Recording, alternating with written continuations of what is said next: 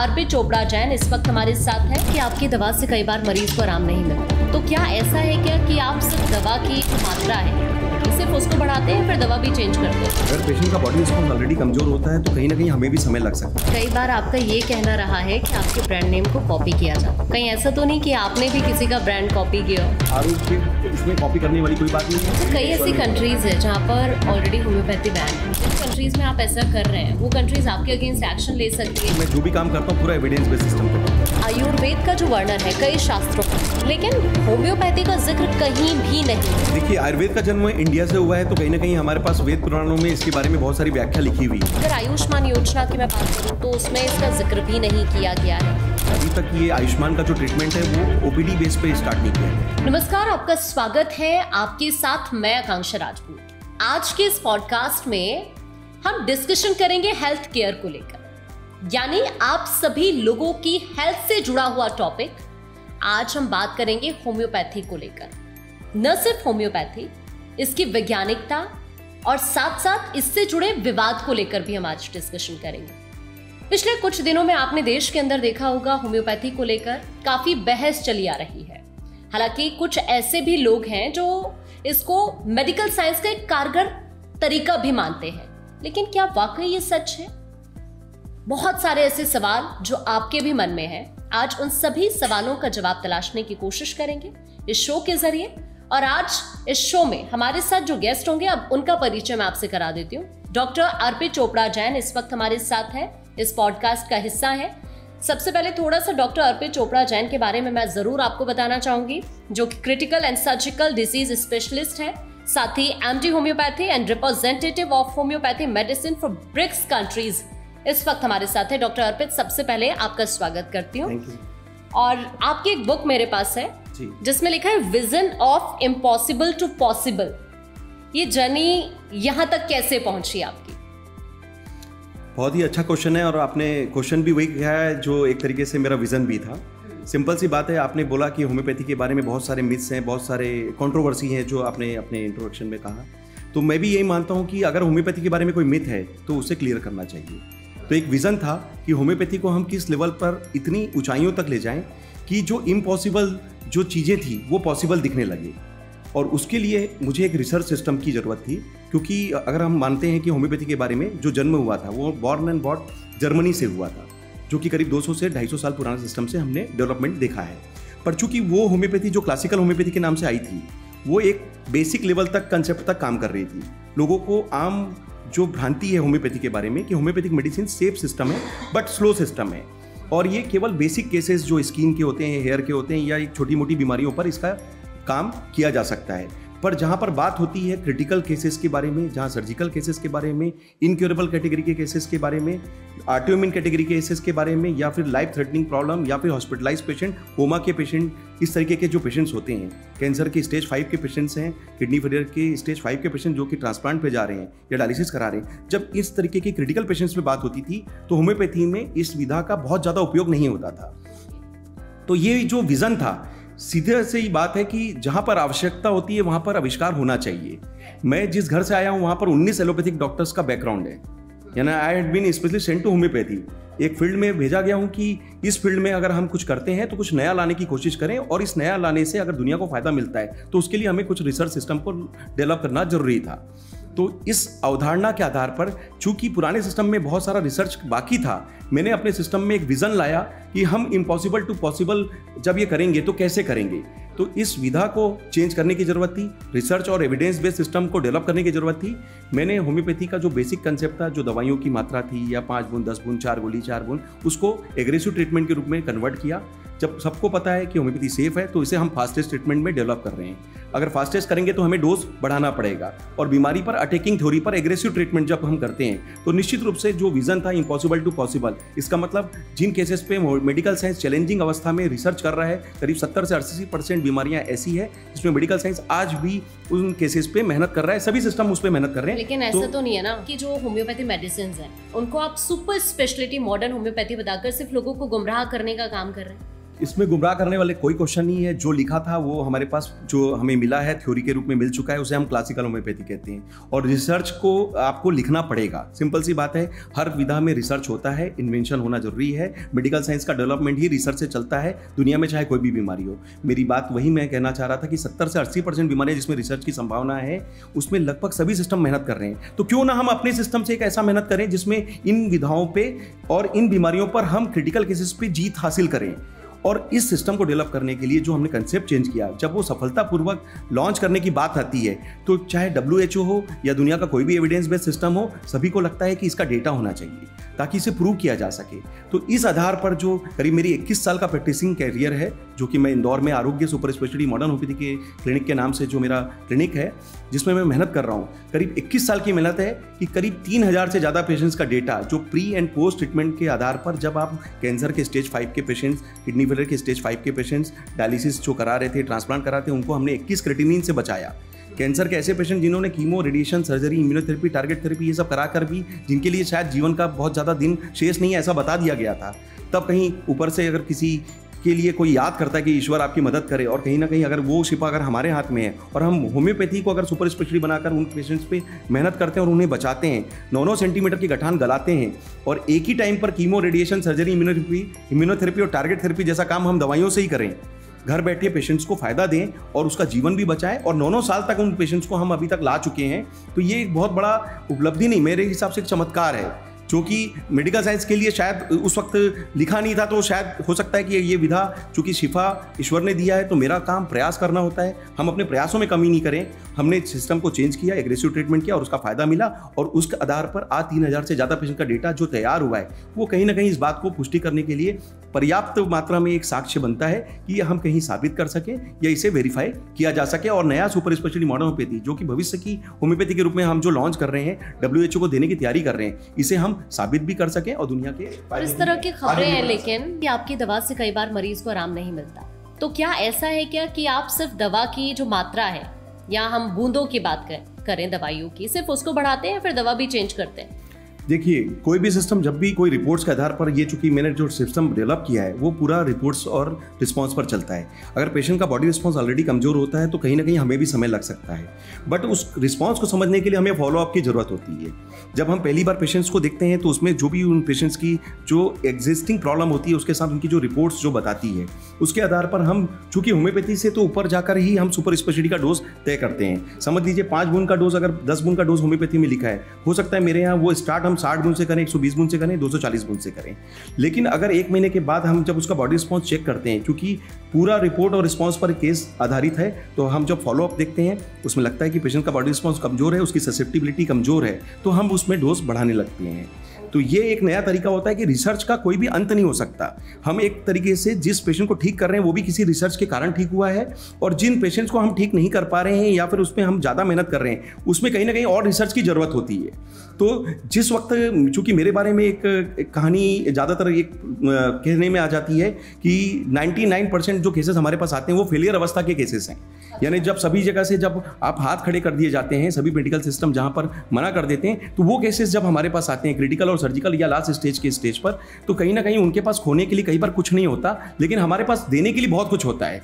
तो वो उम्मीद है कि मुझे अपने मेहनत पर और कहीं ना कहीं अपनी पॉजिटिविटी पर बहुत विश्वास है कि हम कोशिश करते हैं कि हम उनको ट्रीटमेंट कर चुके हैं। ये वाला जो अभी आप जिक्र कर रहे हैं जी, अभी तक कितने लोग ठीक हो चुके हैं? देखिए, करीब 3000 से ज्यादा पेशेंट्स का, जो ऐसे पेशेंट्स हैं जिनके बारे में ये कह दिया गया था कि ये ठीक नहीं हो सकते, आज वो खड़े हैं, कहीं ना कहीं अपना सामान्य जीवन जी पा रहे हैं, और फिजिकल, मेंटल और सोशल वेलबींग देकर, जो कि एक तरीके से कह सकते हैं कि हेल्थ की कंप्लीट डेफिनेशन है कि जब हमारे पास पेशेंट आते हैं, जब होपलेस स्थिति में आते हैं, लास्ट स्टेज पे आते हैं, तो हो सकता है कि उनका जो कॉन्फिडेंस है मेंटली बहुत खत्म हो चुका हो, और वो सोशली अपने आप को कई बार कहीं ना कहीं डिस्ट्रैक्ट करने लग जाते हैं, अपने आप को अवॉइड करने लग जाते हैं। तो ऐसी स्टेज पर जब हम उन्हें फिजिकली ठीक करते हैं, उनकी रिपोर्ट्स में चेंजेस आते हैं, उनके रिस्पांस को बढ़ाते हैं, तो कहीं ना कहीं उनका कॉन्फिडेंस बढ़ता है। जिनको ये कह दिया जाता है कि अब आपके पास ज़्यादा समय नहीं है, और जब हम उन्हें अपने ट्रीटमेंट से फ़ायदा देते हैं और उन्हें जब समय दिखने लग जाता है, तो उनका कहीं ना कहीं मेंटल कॉन्फिडेंस बढ़ता है। जिस रिपोर्ट के बारे में उन्हें ये कह दिया जाता है कि ये रिपोर्ट का है, चाहे कुछ भी कर लें, मेडिकल साइंस में अभी इसके बारे में ज़्यादा संभावना नहीं है, ये चेंज हो पाएगी या रिवर्स हो पाएगी, लेकिन जब ये रिपोर्ट्स रिवर्स होते देखते हैं, तो कहीं ना कहीं कहीं उनको जो विश्वास जागृत होता है अपने बारे में या कहीं ना कहीं हमारे ट्रीटमेंट के बारे में, उससे उनका जो मेंटल कॉन्फिडेंस बढ़ता है, उसके कारण वो समाज में जिस चीज़ के लिए जाने जाते हैं, माने जाते हैं, या एक तरीके से जिस चीज़ में वो अपनी भूमिका निभा रहे होते हैं वहाँ पर फिर से जाकर खड़े हो पाते हैं। और यही फिजिकल, मेंटल और सोशल बीइंग को हम एक तरीके से आरोग्य, जो मेरी क्लिनिक का नाम है, हम इसे कंप्लीट हेल्थ के नाम से हमारे शो में है जी। तो ये कहा जाता है कि कई बार आपने ऐसे पेशेंट्स को ठीक किया जिनका भी आपने जिक्र भी किया था, जो कभी ठीक ही नहीं हो सकते, तो लाइलाज बीमारी में ऐसे कहूँ तो गलत नहीं होगा। तो ये कितना सच है? ये सच को कभी भी आपको बताने की जरूरत नहीं पड़ेगी, और 3000 पेशेंट का डेटा मुझे नहीं लगता कि कहीं छुपेगा। तो सिंपल सी बात है कि जिस चीज़ को आप जो आज कह रही हैं, मैं 21 साल पहले ही समझ चुका था। जब मुझे मेरे पहले पेशेंट ने पूछा था कि सर आप कैंसर का ट्रीटमेंट मुझे जो देने जा रहे हैं, ऐसे आपने कितने पेशेंट ठीक किए हैं, तो शायद 2004 में मुझे इसका आंसर नहीं पता था, क्योंकि मैं पहली बार प्रैक्टिस कर रहा था। तो हो सकता था उस समय मैं बिगनिंग स्टेज पर था, मेरे पास डेटा नहीं था। बट उस पेशेंट ने मुझे ये सिखा दिया कि अगर आपके पास डेटा होगा तो लोगों को कॉन्फिडेंस मिलता है। और उसके बाद से जो एक अनवरत प्रोसेस चालू हुई कि हर पेशेंट का डेटा रिकॉर्ड कीपिंग की गई। और आज 2025 में जब हम बात कर रहे हैं, तो मालिक की शिफा है या ईश्वर का आशीर्वाद है कि मैं इस उपलक्ष्य में ये कह सकता हूँ, इस उपलक्ष्य में भी, कि आज 3000 से ज़्यादा पेशेंट प्रूव कर सकता है कि हम एक complete developed modern homeopathy super speciality system को बना चुके हैं, जिसे आधार दिया जाना चाहिए WHO के लेवल पर, इंडियन गवर्नमेंट के लेवल पर, आयुष डिपार्टमेंट के लेवल पर, और लोगों की उन बीमारियों को ठीक करने के लिए जहाँ पर एक तरीके से नाउम्मीदी या लाइलाज घोषित की जा चुकी है। तो वो जो डेटा कहीं ना कहीं कॉन्फिडेंस भी है, और कहीं ना कहीं एक मेरा विश्वास भी है कि सच को छुपाना नहीं चाहिए। और जब गलत चीज़ आगे बढ़ सकती है तो सच भी बहुत अच्छे से बढ़ सकता है, ऐसा मेरा विश्वास है। मीडिया का काम है सही जगह से सही चीज़ों को सही लोगों तक पहुंचाना, तो मैं मेरा काम ईमानदारी से करता हूं। आज मीडिया का रोल है कि सच को अच्छे से बताया जाए और लोगों को ज़्यादा से ज़्यादा फायदा दिलाया जाए। जाहिर तौर पर, लेकिन कई बार आपका ये कहना रहा है कि आपके ब्रांड नेम को कॉपी किया जाता है। कहीं ऐसा तो नहीं कि आपने भी किसी का ब्रांड कॉपी किया हो? सिंपल सी बात है, मेरा क्लिनिक का नाम जो है, अगर आप देखेंगे तो आरोग्य, जो एक तरीके से हेल्थ की कंप्लीट डेफिनेशन है, एक जेनरिक वर्ड है, बहुत कॉमन नेम है, ठीक है। इसमें कॉपी करने वाली कोई बात नहीं है। आरोग्य बहुत एक अच्छा एक हेल्थ से रिलेटेड वर्ड है। उसके बाद मैं चूँकि होम्योपैथी से ज़्यादा मैं चूँकि क्रिटिकल केसेस में सुपर स्पेशलिटी एंगल से काम करता हूँ, तो इसलिए मेरी क्लिनिक में सुपर स्पेशलिटी वर्ड है, जो भी बहुत कॉमन वर्ड है, जेनरिक वर्ड है। इसके बाद मॉडर्न, एक चूँकि मेरा जो तरीका है वो आवश्यकता के अनुसार मैं रिसर्च के हिसाब से आगे बढ़ता हूँ, तो कहीं ना कहीं आपको मॉडर्नाइजेशन या सुपर स्पेशलाइजेशन की जरूरत पड़ती है। इसलिए एक मॉडर्न जो जेनरिक वर्ड है वो हम अपनी क्लिनिक पे मॉडर्न वर्ड से यूज़ करते हैं, और साथ में होम्योपैथी, जो कि होम्योपैथी का टोटल बेस है। तो मेरा क्लिनिक का नाम जब आरोग्य super speciality modern homeopathy clinic, इतना बड़ा नाम जब हम बात करते हैं, तो हो सकता है कि कई जगह हम जब देखते हैं कि इससे रिलेटेड कई ऐसे छोटे छोटे नाम जो इनको टुकड़ों में भी बांटे जा सकते हैं, कि आरोग्य के नाम से कोई क्लिनिक हो, सुपर स्पेशलिटी में कुछ और वर्ड्स के साथ कोई क्लिनिक हो, मॉडर्न के साथ कोई और वर्ड के साथ क्लिनिक हो सकता है मॉडर्न वर्ड से ही कोई क्लिनिक हो। तो ये एक सिर्फ एक संभावना है, और एक तरीके से एक कह सकते हैं कि बस कैलकुलेशन ऐसा है कि जहाँ जिसको जो अच्छा लगता है वो उसको नाम रख सकता है। इसमें किसी का कोई द्वंद्व नहीं होना चाहिए, क्योंकि जब जेनरिक वर्ड आप यूज़ करते हो तो इसमें किसी का कोई कॉपीराइट वाला काम नहीं है कि ये मैं सिर्फ मैं यूज़ करूँगा, या सुपर स्पेशलिटी कोई दूसरा यूज़ नहीं कर सकता, आरोग्य कोई तीसरा यूज़ नहीं कर सकता। तो मैंने मेरा नाम मेरे अपना विज़न के हिसाब से रखा है, कि जो मेरा विजन था, आरोग्य मतलब कंप्लीट हेल्थ देना, सुपर स्पेशलिटी जो मेरा कंसेप्ट है, और मॉडर्न होम्योपैथी मतलब मॉडर्नाइजेशन, सुपर स्पेशलाइजेशन, होम्योपैथी का आगे का फ्यूचर ऑफ होम्योपैथी। तो मेरी क्लिनिक का कॉपी करना, मैं नहीं जानता कि लोग करें या ना करें, पर मैं किसी को कॉपी नहीं करता। मेरा नाम 21 साल से मेरी क्लिनिक का यही है, और 21 साल से हम इस नाम को यूज़ कर रहे हैं। और आज के डेट में लगभग मेरी जितनी भी बातें जाती है उसमें मेरे नाम के साथ मेरे क्लिनिक का नाम जरूर जाता है। इसमें मेरा ना तो किसी से द्वंद्व होना चाहिए, और ना किसी को मुझसे द्वंद्व रखने की इच्छा होनी चाहिए, क्योंकि सभी स्वतंत्र हैं अपने क्लिनिक के लिए, अपना काम करने के लिए। आप क्लिनिक का नाम कॉपी कर भी लेंगे तो भी काम नहीं कर पाएंगे, काम आपको करना पड़ेगा। ईश्वर ने जो काम दिया है वो आपको खुद से डेवलप करना है। तो बीइंग अ डॉक्टर मैं इतनी मेहनत करता हूँ, 14 घंटे काम करता हूँ, तो मुझे लगता है कि मेरा सिर्फ क्लिनिक का नाम नहीं, मेरे नाम से भी लोग पेशेंट आते हैं, और कहीं ना कहीं मुझसे मिलने के लिए इतनी उम्मीद करते हैं, मुझसे इतनी उम्मीद करते हैं। तो ईश्वर ने मुझ पर जो काम दिया है वो मुझे ईमानदारी से करना चाहिए। क्लिनिक का नाम मैं कुछ और भी रखता तो भी मेरा काम अच्छा होता। अच्छा, ऐसा मेरा विश्वास। डॉक्टर जैन जिक्र किया था कि आपने 3000 से ज्यादा पेशेंट्स को ठीक किया है, जिनका डेटा भी आपने अभी जिक्र किया कि आपके पास ऑलरेडी है, सोशल मीडिया प्लेटफॉर्म्स पर आप उसको पोस्ट भी कर चुके हैं, राइट? लेकिन इनमें से कई केसेस क्या आपकी फैमिली से भी जुड़े आए कभी? क्या ऐसी सिचुएशन आई कि आपके अपनी फैमिली के लोगों को आपको ट्रीटमेंट देना पड़ा? मेरा जो बेस बना है वो मेरी फैमिली से ही बना है। 19 एलोपैथिक डॉक्टर्स का जब घर था तो निश्चित रूप से उस घर से मैं अगर होम्योपैथी में आया हूँ तो कहीं ना कहीं उनके मन में भी ये बात रहती है कि अगर होम्योपैथी में कुछ अच्छा हो सकता है तो तुम्हें करना चाहिए। और मैं चूंकि रिसर्च बेस्ड सिस्टम से जुड़ा तो कहीं ना कहीं वो जो डेटा होता है जब वो भी देखते हैं तो निश्चित रूप से उन्हें भी बड़ी खुशी होती है। और मैं आपके चैनल के माध्यम से, इस पॉडकास्ट के माध्यम से बहुत बड़ा मैसेज देना चाह रहा हूँ कि आप सिस्टम से ज़्यादा मेडिकल साइंस से उम्मीद कीजिए कि आपको जरूरी नहीं कि आप होम्योपैथी से ही ठीक होंगे। आप एलोपैथी जितना अच्छा सिस्टम है, बहुत अच्छा इमरजेंसी मैनेजमेंट करता है, आप उसका यूज़ कीजिए। पर अगर सभी जगह करने के बावजूद भी अगर कहीं फेल हो रहे हैं तो कहीं ना कहीं आप रिसर्च वाले एविडेंस बेस्ड सिस्टम पर जरूर जाएं। ऐसा मेरा आपसे निवेदन है कि आप अपने चैनल के माध्यम से लोगों को बताएं कि आप सुपर स्पेशलिटी होम्योपैथी, जो कि मेरे बारे में अगर बात करें तो चूंकि हमारे पास डेटा ऐसे ही पेशेंट्स का ज़्यादा है जो क्रिटिकल और लास्ट स्टेज के पेशेंट हैं जिनको हमने कहीं ना कहीं रिकवर किया है, तो ये सक्षमता के साथ प्रमाण है। और इस बात की खुशी मेरे परिवार में भी होती है। मेरे खुद के घर में मेरी बुआ का केस जो कि कैंसर के, ब्रेस्ट कैंसर की फाइनल स्टेज की पेशेंट थी और कहीं ना कहीं उन्होंने सुपर स्पेशलिटी मॉडर्न होम्योपैथी का उपयोग किया और फिर वापस कोई बिना किसी कीमोथेरेपी के, बिना किसी सर्जरी के अपना स्वस्थ जीवन प्राप्त किया। एक चीज़ मैं आपसे यहाँ पर ये भी जानना जिनके बारे में मेरे चैनल पर जाकर आप डिटेल्स भी देख सकते हैं। श्योर। एक चीज़ मैं आपसे यहाँ पर ये भी जानना चाहूँगी, जैसे अभी आपने बताया 4th स्टेज उनको कैंसर था, पूरी तरह अब ठीक हो चुके हैं इस ट्रीटमेंट के बाद। हाँ जी।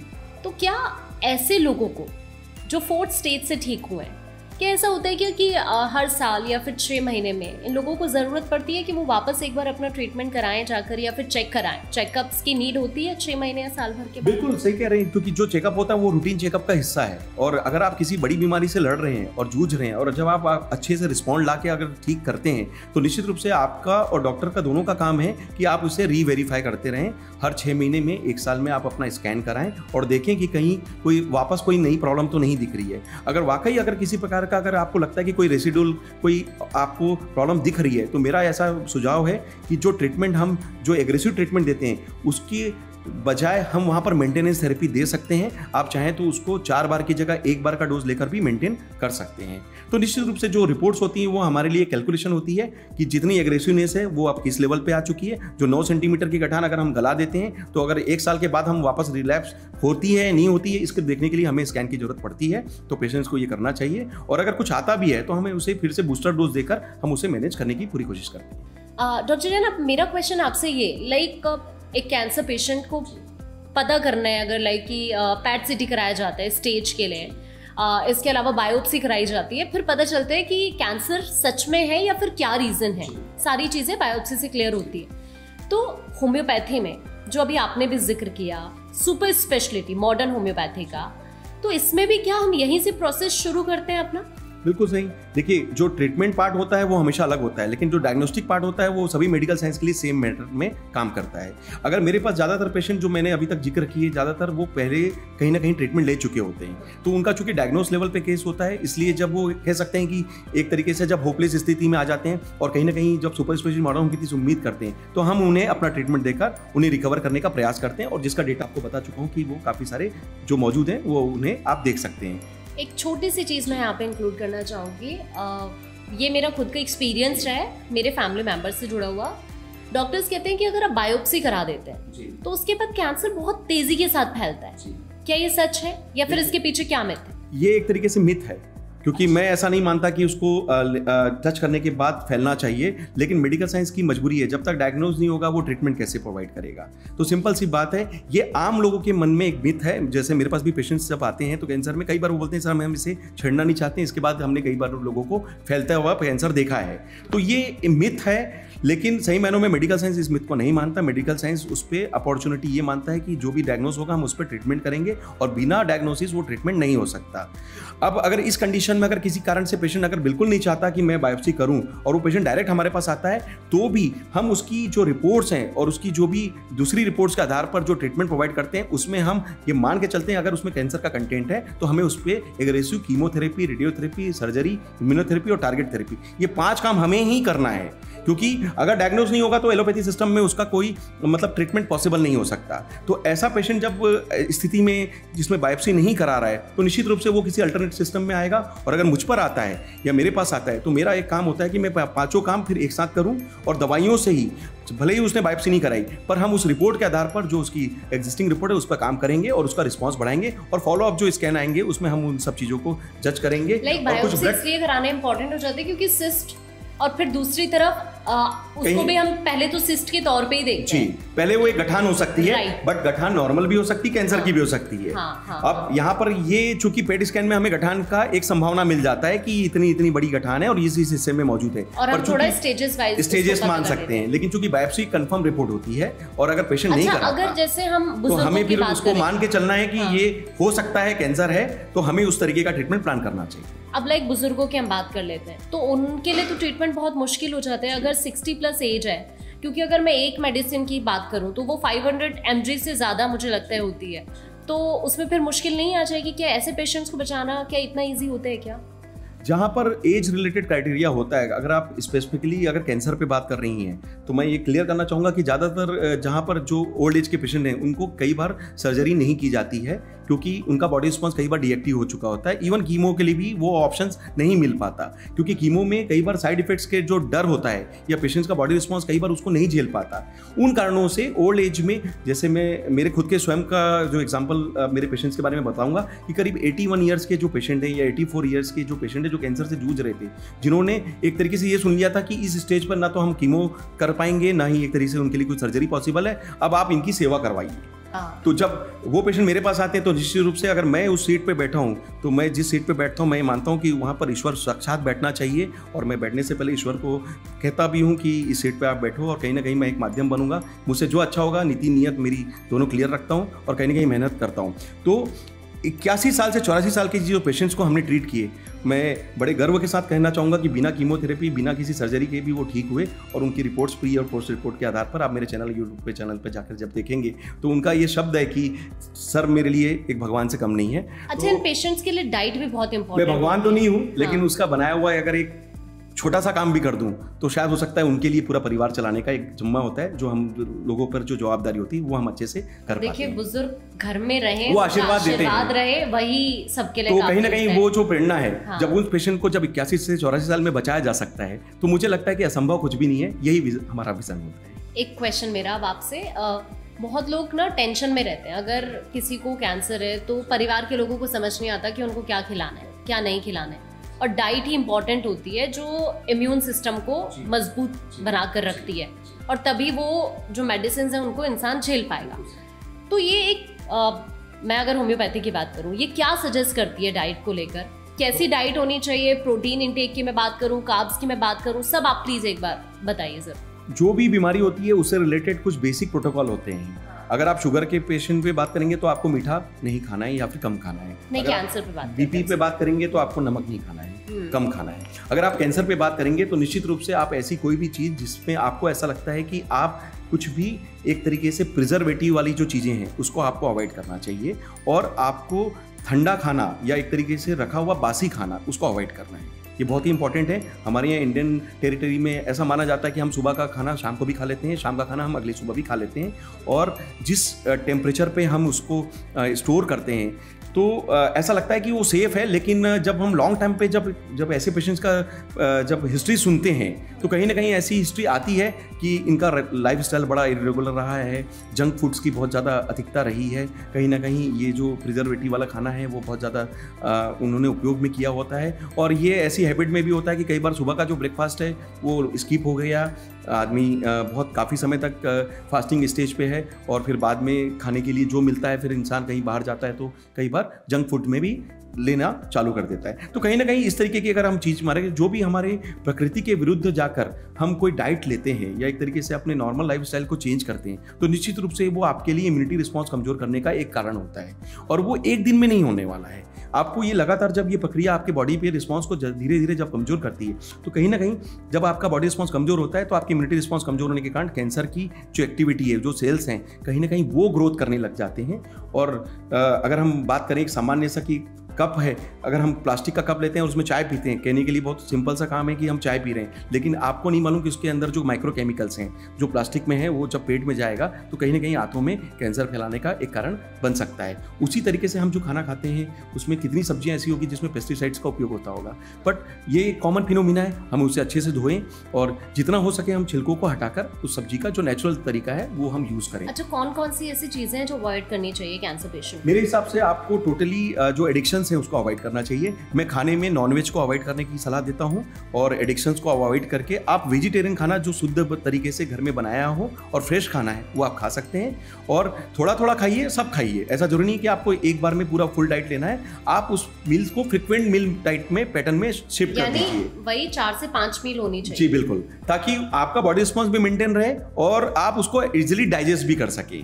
प्रोटीन की अधिकता होनी चाहिए। प्रोटीन जो होता है वो एक तरीके से सेल्स की रिकवरी करता है, तो जो भी डैमेज सेल होता है उसको मेंटेन करने के लिए आपको प्रोटीन की निर्भरता थोड़ी बढ़ानी भी चाहिए। ठीक है, एक स्वस्थ इंसान के लिए पूरी तरह से मैं अपनी बात कर लेती हूँ।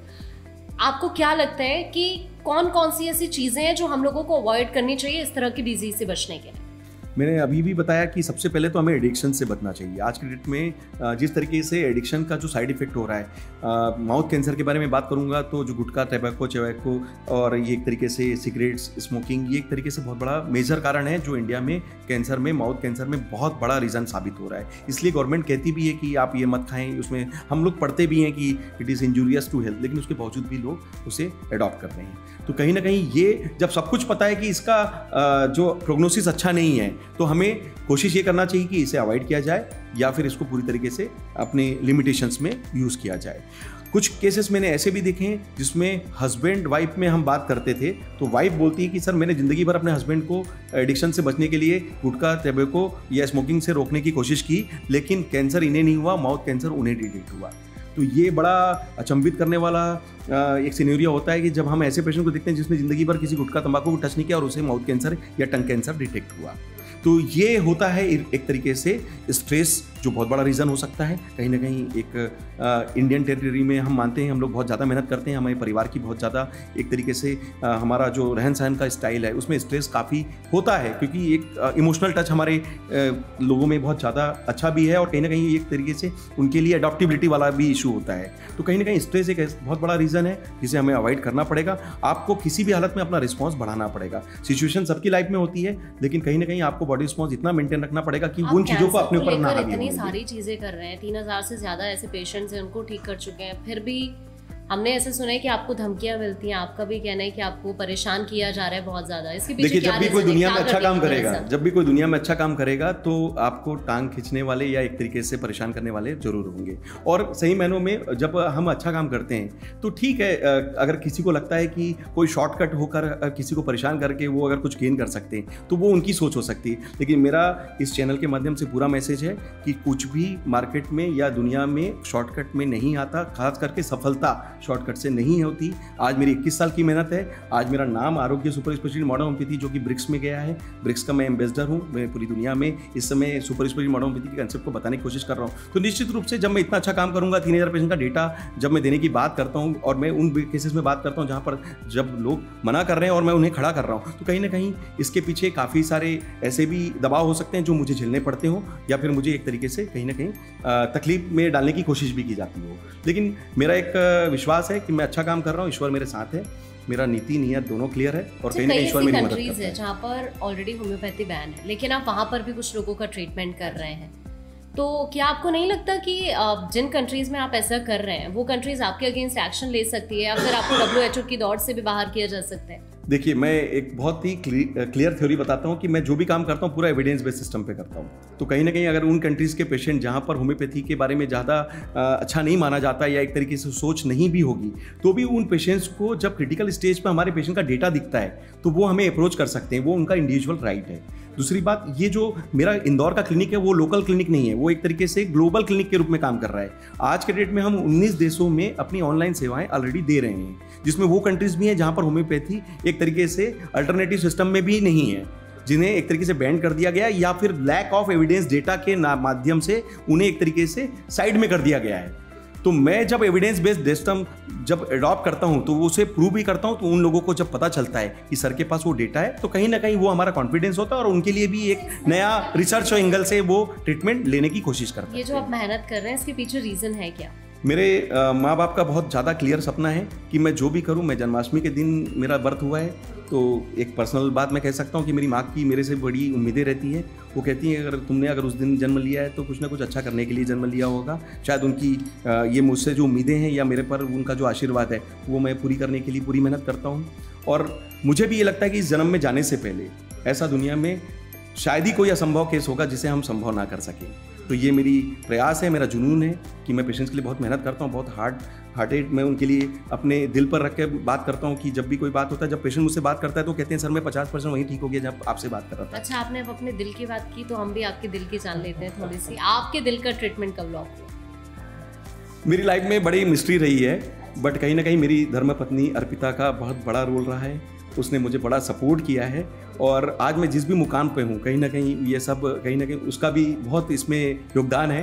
क्योंकि अगर मैं 14 घंटे काम करता हूँ या 15-16 घंटे 17 घंटे भी कई बार चले जाता है तो निश्चित रूप से उसकी मुझसे उम्मीदें बढ़ जाती है, लेकिन फिर भी वो अपना मैनेजमेंट रखती है और बच्चों को संभालने में पूरी मेहनत करती है और यानी परिवार का फुल सपोर्ट मिलता है। और कहीं ना कहीं बड़ों का आशीर्वाद भी है, 19 डॉक्टर हैं घर में, माँ बाप का आशीर्वाद रहा है, तो एक फैमिली सपोर्ट जो मिलता है वो कहीं ना कहीं मेरा अंदर का कॉन्फिडेंस है। मेरी माँ मेरी जान है और मेरे पिताजी का आशीर्वाद है कि शॉर्टकट कुछ नहीं होता, मेहनत तो करनी पड़ेगी। तो इस बात को मैं पूरी तरीके से कुछ और क्वेश्चंस मैं आपसे ले लेती हूँ। एट प्रेजेंट अगर देखा जाए जो युवा डॉक्टर्स हैं वो होम्योपैथी पद्धति से दूर होते जा रहे हैं, इसके पीछे आप क्या रीजन? इसका बिल्कुल सही क्वेश्चन है, क्योंकि मैं भी ये मानता हूँ कि जब तक आपके पास रिसर्च और एविडेंस बेस्ड सिस्टम नहीं होगा आप लोगों को जस्टिफाई नहीं कर पाएंगे। तो ये जो 3000 पेशेंट का डेटा है, जब मैं 2004 में जब मैं इनिशियली अपनी प्रैक्टिस चालू कर रहा था, 1999 में जब मैंने एडमिशन लिया था, तब मैं भी ऐसे ही पूछता था अपने टीचर से कि अगर आप मतलब क्रिटिकल केस होगा, हमारे पास कोई डेटा नहीं होगा, अगर कई कंट्रीज में बैंड हो जाएगा तो हम कैसे आगे काम करेंगे। तो चूंकि उस समय यही होता था कि अभी इस पर काम चल रहा है, जब आएगा तब आएगा, ऐसा बात हुआ करती थी। लेकिन चूंकि रिसर्च उस समय भी होता था, मैंने इस सिस्टम को जब पकड़ा तो मैंने ये बात मान ली कि कोई करे ना करे मैं इस रिसर्च सिस्टम में जरूर जुड़ूंगा और अपना प्रयास जरूर करूंगा। तो जो 2004 में मैंने शुरुआत की, आज 2025 में डेटा के माध्यम से आया है, तो मैं अपने जो मेरे कलीग्स हैं या मेरे जूनियर डॉक्टर्स हैं उनको एक मैसेज देना चाहूँगा कि होम्योपैथी में बहुत ताकत है। सही स्वरूप में पहचाना जाए और सही स्वरूप की पोटेंसी को यूज़ करने के लिए उस रिपोर्ट्स का कैलकुलेशन आपको करना है, क्योंकि आप बीइंग अ डॉक्टर आप डिसाइड करते हैं कि डोज क्या लिखा जाएगा या क्या देना चाहिए। जब 200 साल पहले इस सिस्टम का जन्म हुआ था तो उन्होंने 4 बूंद 10 बूंद 20 बूंद एंड हायर का एक वर्ड लिखकर छोड़ दिया, बट जो हायर का डेफिनेशन उन्होंने क्लियर नहीं किया कि 20 बूंद के बाद वो कहाँ तक जा सकता था, इसलिए उसमें रिसर्च हुआ नहीं, थ्योरी वहीं तक आई। तो मेरा ये इस चैनल के माध्यम से मैसेज है कि जैसा रिपोर्ट वैसा रिजल्ट के हिसाब से आपको रिपोर्ट के हिसाब से अपने डोजेस तय करने पड़ेंगे और बॉडी के रिस्पॉन्स के हिसाब से उसे सेट करना चाहिए। तो अगर होम्योपैथी को पावरफुल तरीके से यूज किया जाए तो मेरे हिसाब से तो ये डेटा आता है। Super speciality modern homeopathy Bharat को पहचान दिलाने के लिए आप बहुत कोशिश कर रहे हैं, कई मंच पर आप जाते भी हैं। कभी ऐसा हुआ कि आपको लगा कि अब मुझे रुक जाना चाहिए? सफलता का कोई अंत नहीं होता और मेरा रिसर्च ऐसा है कि जब तक मैं जाऊंगा उसके पहले अगर मेरा एक बाल भी बचा होगा तो मैं पेशेंट्स के हित के लिए काम करता रहूंगा। तो ये मेरा जुनून है, इसका कोई अंत नहीं होने वाला। मैं आज जो अपने फेलियर से आज भी सीखता हूँ, अगर कोई मेरी निंदा करता है तो मैं बड़ा खुश होता हूँ कि मुझे उसने एक और कड़ी दे दी, एक और पड़ाव को क्लियर करने के लिए, उस सफलता को प्राप्त करने के लिए जो कहीं ना कहीं हो सकता है कि मैं उनके नज़रों में और अच्छा करने की कोशिश कर रहा था, नहीं कर पाया तो और करूंगा। तो मेहनत का कोई अंत नहीं है, मैं इसमें करूंगा और मेरी पूरी कोशिश है कि इस मेहनत से न केवल होम्योपैथी बढ़ेगी, ब्रिक्स का नाम बढ़ेगा, बल्कि इंडिया का नाम आगे जाएगा, जरूर तो दुनिया को भी फायदा मिलेगा। मैम मैं अपनी एक बात और कहना चाहूँगा कि बीइंग अ डॉक्टर जब हम लोग मेहनत करते हैं तो पेशेंट हमसे बहुत उम्मीद करते हैं और मैं कहता हूँ कि पेशेंट को उम्मीद करना भी चाहिए, भले वो बीमारी छोटी हो या बड़ी हो। और मेरा भी ये मानना है कि हमें जीवन जीना है, काटना नहीं है। तो अगर बीमारी छोटी हो तो भी उसे ठीक करना है और बड़ी है तो भी उसे ठीक करने का प्रयास पूरा करना है। मेहनत में कमी नहीं होनी चाहिए, प्रयास में कमी नहीं होनी चाहिए। ऐसा नहीं है कि हम सिर्फ दवाइयों के भरोसे चलें। आप ऐसा सोच सकते हैं कि कोई ऐसी स्थिति आए जब हम बिना दवाइयों के भी जीवन जी सकें, तो फिजिकली मेंटली सोशली आप वेलबींग लेकर बिना दवाइयों के जीवन जीने की सोचें, ऐसा आपका विचार होना चाहिए। ऐसा मेरा भी सोचना होता है कि हम पेशेंट को दवा से फ्री करें और बीमारी को सिर्फ बचाने के लिए पेशेंट का ट्रीटमेंट ना करें, एक तरीके से उसे ठीक करने का भी कोशिश करें। तो जो ठीक करने का प्रक्रिया है वो थोड़ा लंबा होता है बट वो परमानेंट होता है। तो कहीं ना कहीं हमें परमानेंसी पे जाना चाहिए और हमें जीवन काटना नहीं है, जीवन जीना है, इस बात पे फोकस होना चाहिए। इतिहास की मैं बात करूंगी अब, क्योंकि आयुर्वेद का जो वर्णन है कई शास्त्रों में, लेकिन होम्योपैथी का जिक्र कहीं भी नहीं है। तो मैं इसको लेकर आपसे ये जानना चाहूंगी कि आप इसे फिर क्यों बेहतर मानते हैं, इसके पीछे क्या रीजन है? देखिए, आयुर्वेद का जन्म इंडिया से हुआ है तो कहीं ना कहीं हमारे पास वेद पुराणों में इसके बारे में बहुत सारी व्याख्या लिखी हुई है। और होम्योपैथी का जो जन्म हुआ है वो जर्मनी से हुआ है और वो भी एलोपैथिक जो डॉक्टर थे उन्होंने दिया है। तो कहीं ना कहीं उन्होंने उस सिस्टम पे जब कुछ देखा कि कुछ नया करने की ज़रूरत है, तो doctor Samuel Christian Friedrich Hahnemann, जो कि होम्योपैथी के जनक माने जाते हैं, उन्होंने इसकी संरचना की थी। तो चूंकि लिखा जर्मनी में है, 200-250 साल पुराना सिस्टम है, अभी वो WHO में या जहाँ पर भी अभी तक पता चल रहा है, जिन देशों में होम्योपैथी प्रचलित है, वहाँ पर उसकी थ्योरी 200-250 साल की ही है। और आयुर्वेद का अगर हम सिस्टम देखें तो करीब 4 से 5 हज़ार साल पुराना सिस्टम उस पर काम ऑलरेडी कर रहा था, जो हमारे ऋषि मुनियों की देन थी। तो कहीं ना कहीं जब रिसर्च की बात आती है तो होम्योपैथी मैंने इसलिए चुना कि मेरे घर में भले 19 डॉक्टर हैं एलोपैथी के, आयुर्वेदिक फैक्ट्री भी है जिसमें मुझे आयुर्वेद का भी नॉलेज है, लेकिन चूंकि मेरी पढ़ाई होम्योपैथी में हुई और होम्योपैथी एक सेफ सिस्टम है, और होम्योपैथी में एक बहुत अच्छी बात है कि होम्योपैथी का जो भी दवाइयों का एक्शन है वो आपको ऊपर से नहीं, अंदर से बॉडी मेटाबॉलिज्म पे काम करने के लिए होता है, तो जो आपका नेचुरल इम्यूनिटी रिस्पॉन्स को बढ़ाकर आपकी ही क्षमता आपको वापस देता है। तो कहीं ना कहीं होम्योपैथी एक सेफ सिस्टम है, इसमें साइड इफेक्ट नहीं है, लेकिन अगर उसे हम फास्ट कर दें तो रिसर्च के साथ जोड़ दें तो कहीं ना कहीं एक मिरेकल रिजल्ट मिलने की उम्मीद थी, और वही सुपर स्पेशलिटी होम्योपैथी के नाम से हम मान रहे हैं। आपका जो लक्ष्य है वो है सुपर स्पेशलिटी मॉडर्न होम्योपैथी को विश्व स्तरीय पहचान देना। एब्सोल्युटली। अगर आप इसमें कामयाब नहीं हो पाते, फिर आपकी अगली प्लानिंग क्या है? अगर मैं नहीं भी कामयाब होऊंगा तो भी मेरा जो प्रयास है उसमें मैं कामयाब हुआ, ऐसा मैं हमेशा मानता हूँ। मैंने अभी थोड़ी देर पहले यही बताया कि अगर मैं जब तक जीवित रहूँगा, मैं आखिरी बाल तक मेरा अगर एक्टिव रहेगा तो मैं पेशेंट के हित में काम करूँगा। मेरी पूरी कोशिश है कि इस विधा को दुनिया के प्लेटफॉर्म पे हम साबित कर सकें और इसे जस्टिफाई किया जाए, और कहीं ना कहीं WHO के माध्यम से बहुत जल्दी दुनिया में एक future of homeopathy, super speciality modern homeopathy के रूप से लॉन्च किया जाए। अगर किसी कारण से इसमें कुछ कमी रह जाती है तो भी कोई बात नहीं। मैंने अपने जीवन में as a being a doctor जितने पेशेंट को ठीक किया, जिनका घर बचाया, वो मेरे लिए खुशी की बात है, वो फक्र की बात है, और कहीं ना कहीं मेरे को इस बात का सेटिस्फेक्शन हमेशा रहेगा कि मैंने जो किया अच्छा किया। और इस होम्योपैथी को बढ़ाने में आज हो सकता है एक अर्पित चोपड़ा अगर किसी कारण से अगर आगे नहीं भी ले जा पाया, तो मेरी प्रेरणा से भी अगर जैसे मैंने अपने गुरुओं को माना, ऐसा हो सकता है कि किसी दूसरे अर्पित चोपड़ा ने भी इस काम को आगे बढ़ाया, तो मुझे मालूम है कि होम्योपैथी कहीं ना कहीं उस लेवल पर जरूर पहुंचेगी जो मेरे सपना देखा है, और कहीं ना कहीं इसकी पहचान उस लेवल पर जरूर जाएगी। अच्छा, आयुष मंत्रालय ने होम्योपैथी प्रैक्टिस को लेकर कोई रोक नहीं लगाई है ना, लेकिन अगर आयुष्मान योजना की मैं बात करूं तो उसमें इसका जिक्र भी नहीं किया गया है। तो मैं भारत को लेकर आपसे क्वेश्चन करना चाहूँगी, क्या भारत में आपने कोशिश नहीं की क्या इसको उस तरह से पहचान दिलाने के लिए, या फिर भारत सरकार अभी समझ नहीं पा रही है होम्योपैथी को? मैं चूंकि ये क्वेश्चन गवर्नमेंट के एंगल पे है, अभी मेरे को जितना इस बारे में नॉलेज है मैं बताना चाहूँगा कि अभी तक ये आयुष्मान का जो ट्रीटमेंट है वो OPD बेस पे स्टार्ट नहीं किया गया है। ये हॉस्पिटलाइज पेशेंट की कैटेगरी में है, तो हॉस्पिटल के पेशेंट्स के लिए आयुष्मान कार्ड हम जो अभी तक देख रहे हैं वो एलोपैथी सिस्टम में चूंकि हॉस्पिटल होते हैं इसलिए वहाँ पर यूज़ किया जा रहा है। पर जैसा मुझे समझ में आ रहा है आगे ऐसी प्लानिंग है कि आयुष के ट्रीटमेंट भी इसमें इनकॉर्पोरेट किया जाए। तो हो सकता है कि फ्यूचर में जो सरकार की गतिविधि है उसमें ये बात आपने जो क्वेश्चन पूछा बिल्कुल उसका आंसर मिले कि आयुष का ट्रीटमेंट जो भी होगा वो भी आयुष्मान कार्ड में कवरेज होगा। और चूंकि मैं क्रिटिकल केसेस में जो काम कर रहा हूँ उसके लिए हॉस्पिटलाइज पेशेंट होना जरूरी है, तो जो होम्योपैथी के कुछ हॉस्पिटल होते हैं या गवर्नमेंट OPD के साथ जो IPD की जो संभावना वाले जो जगह है वहाँ पर इस बात की संरचना लागू की जा सकती है। और जिस भी दिन ये होगा कहीं ना कहीं हमारा चूंकि क्रिटिकल केस में काम है, इसका फायदा लोगों को मिलना चाहिए, और आयुष्मान कार्ड का फायदा अगर लोगों को मिलता है तो मेरे लिए भी बड़ा इजी होता है कि हम उनको फुल प्लेस अपना जो ट्रीटमेंट दे रहे हैं और उनको वो अच्छे से ले सकेंगे, और पूरा ट्रीटमेंट भी पूरा अच्छे से लेकर अपने आप को ठीक करने के लिए आयुष्मान कार्ड का फायदा जो गवर्नमेंट से मिल रहा है अगर लेते हैं तो होम्योपैथी भी बढ़ेगी, और निश्चित रूप से उसका फायदा उनके जीवन बचाने में होम्योपैथी से अगर मिल रहा है तो ये हमारे लिए भी एक बड़ी उपलब्धि मानी जाएगी। बिल्कुल, हम देखिए यही हम भी चाहते हैं कि आपकी मेहनत ज़रूर रंग लेकर आए, और बहुत सारी ऐसी चीज़ें हैं, बहुत सारे ऐसे सवाल थे कैंसर को लेकर लोगों के अंदर और आपको लेकर भी, शायद अब सभी को क्लियर हो गए होंगे। बहुत बहुत शुक्रिया आपका, आपने अपना टाइम हमारे लिए निकाला। तो जाहिर तौर पर कैंसर को लेकर या फिर कैंसर से जुड़ी जो तमाम बातें हैं वो शायद अब आपको ज़रूर क्लियर हुई होंगी। और जो मैंने शुरू में जिक्र किया था होम्योपैथी का, होम्योपैथी को लेकर जो विवाद चल रहे हैं, जो बहस चल रही है, वो जरूर अब यहां से आपको क्लियर हो चुका होगा कि आखिरकार होम्योपैथी को लेकर, या फिर हम जो बात कर रहे थे सुपर स्पेशलिटी मॉडर्न होम्योपैथी को लेकर, जो मन में आपके सवाल थे, जाहिर तौर पर सभी का अब आपको जवाब जरूर मिल गया होगा। आज के इस शो में फिलहाल इतना है।